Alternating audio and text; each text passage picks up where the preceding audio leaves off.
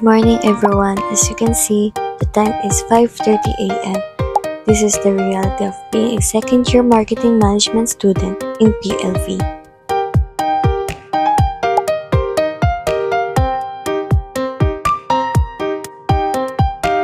I get ready by 5:30 or 6 a.m. para magmukhang presentable sa school.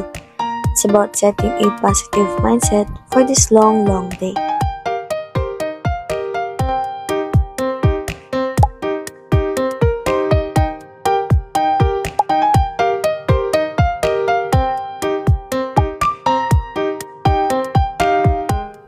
Here at the main campus, we only have one major subject.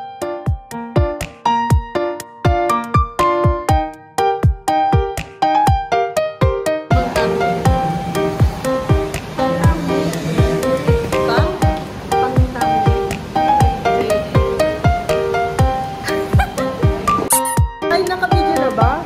Oo, bibigyan nila. Mga totoo. Stress.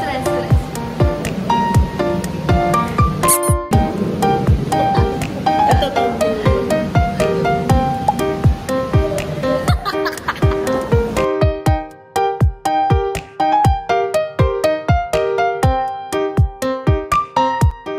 After a short discussion, our professor revealed our midterm exam scores and grades.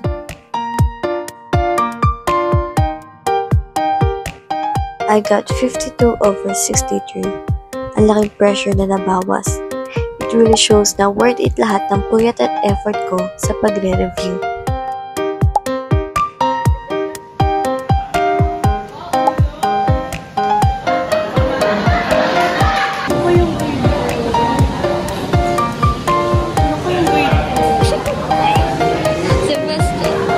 At dahil di makakapasok ang professor namin for our second subject, magkakaroon kami ng mahabang vacant.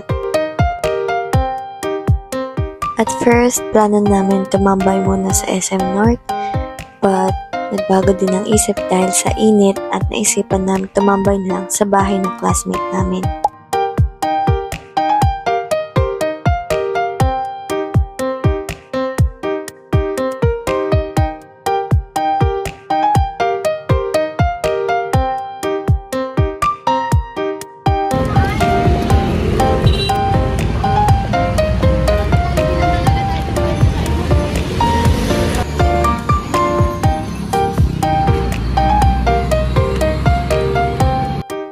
Naisipan namin bumili na lang ng malulutong ulam kaysa kumain na naman sa mga fast food.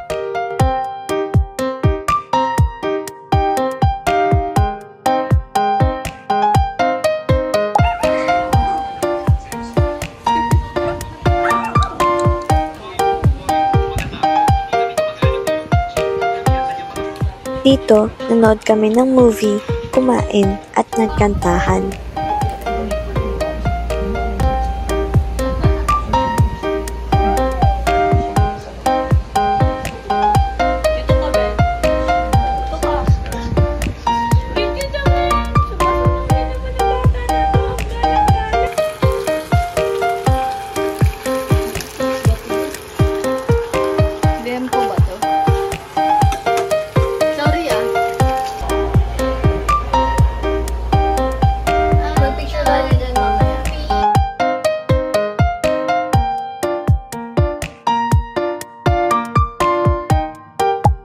At dahil 5:30 p.m. ang next subject, 4 p.m. pa lang umalis na kami para iwas late at traffic.